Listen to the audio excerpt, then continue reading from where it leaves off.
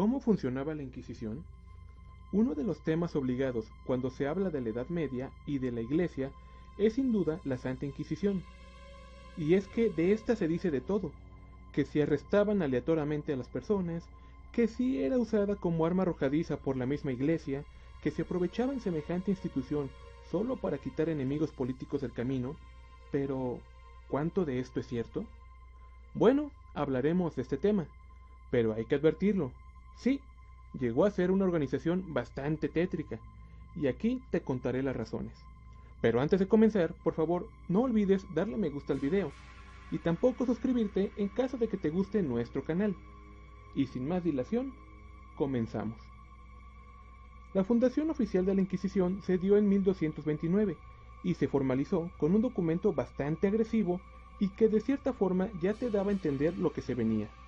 Documento que por cierto había sido redactado por la propia Iglesia, y que tenía palabras como la siguiente: en cada parroquia de la ciudad y fuera de ella, los obispos designarán un sacerdote y 2 auxiliares o más si es necesario, de reputación intacta y que se comprometan por juramento a buscar asidua y fielmente a los herejes que vivan en la parroquia o cerca de esta. Visitarán minuciosamente las casas sospechosas, las habitaciones y cuevas y lugares más disimulados, que deberán ser destruidos si se descubren herejes o personas que presten apoyos o favores, asilo o protección a los herejes. Tomarán medidas para impedir que huyan y los denunciarán lo antes posible al obispo y al lugarteniente. Harán buscar con cuidado a los herejes en las aldeas, las casas y los bosques donde se reúnen y harán destruir sus cobijos. Bueno, como acabamos de ver, las instrucciones eran claras: buscar y destruir todo lo que sea sospechoso de ir en contra de Dios y de la Iglesia, aunque esto significase arrasar pueblos enteros con sus niños, ancianos, mujeres y hombres. Todo fuera para asegurarse de que nadie vaya en contra del Señor. Ve tú a saber de cuál Señor. En un principio, esto no fue llevado al pie de la letra. Lo cierto es que a pesar de todo, seguimos hablando de la Edad Media, por lo que levantar una organización que abarcara tantos reinos era una tarea titánica. Pero como lo acabamos de decir, todo era cuestión de tiempo. Todo inició cuando la Inquisición comenzó las primeras indagatorias sobre herejes. Antes de las brujas y demás cosas, comenzaron cazando musulmanes, judíos y poco después a los protestantes. El motivo, bueno, en el caso de los musulmanes, porque sus dioses no tenían nada que ver con los suyos. En cuanto a los protestantes y judíos, bueno, tienen formas distintas de adorar a Dios, lo cual tampoco es permitido, al menos no lo eran por aquella época y bajo la lógica de Roma.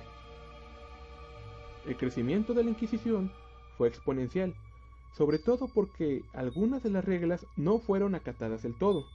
Por ejemplo, aquello de quemar los cobijos y demás cosas de los herejes fue aplicado en los primeros casos, hasta que alguien dijo: ¿y si en lugar de quemar las pertenencias de los herejes las usamos en beneficio de la Inquisición?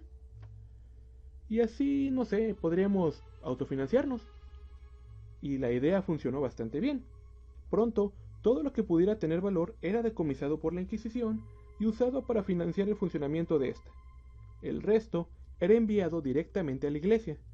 Pero ahora tenían un nuevo problema. Había que asegurar que los culpables lo fueran. De otra forma, tendrían que regresar los bienes, aunque claro, no estaban dispuestos a hacer tal cosa. Ahora, ¿qué pasaba cuando en un pueblo no se recibían denuncias de herejía? Bueno, la Inquisición también tenía el permiso tanto de Dios como de los reyes para visitar casa por casa del pueblo para asegurarse de que no hubiese ovejas descarriadas. Por lo que un día perfectamente podías llegar de una larga jornada de trabajo y encontrarte con que tu familia estaba encerrada, tu casa saqueada y los restos quemados por orden de la Santa Sede. Enseguida, tus cosechas serían decomisadas y solo era cuestión de tiempo antes de que te conectaran con las acusaciones. Otro detalle interesante y que tal vez muchos de ustedes no conozcan es que, pasado el tiempo, cuando la Inquisición estuvo bien instalada, las víctimas principales comenzaron a ser mujeres. ¿Te has preguntado por qué? Bueno, esto se debe principalmente al surgimiento del martillo de las brujas. un manual en el que se explica detalladamente cómo identificar una bruja de entre las demás mujeres. Pero déjame decirte una cosa, prácticamente 9 de cada 10 mujeres podían ser acusadas de brujería. Para empezar, porque el libro era en extremo misógino, y no me refiero a misoginia de esa que surge por no querer usar la E en lugar de la O. Hablamos de verdadera misoginia, de esa en la que se considera a la mujer como tonta, peligrosa y de ser la perfecta aliada de Satán. Aquí tenemos un claro ejemplo sacado del libro. Lo explico porque luego me funan. ¿Por qué las mujeres son las principales adictas a las supersticiones malignas? Porque tienen una lengua frágil y son incapaces de ocultar a sus congéneres las cosas que conocen por malas artes, y como son débiles, encuentran una manera fácil y secreta de reivindicarse por medio de la brujería. Todas las maldades son poca cosa en comparación con la de la mujer. Todo muy disimulado, ¿no crees?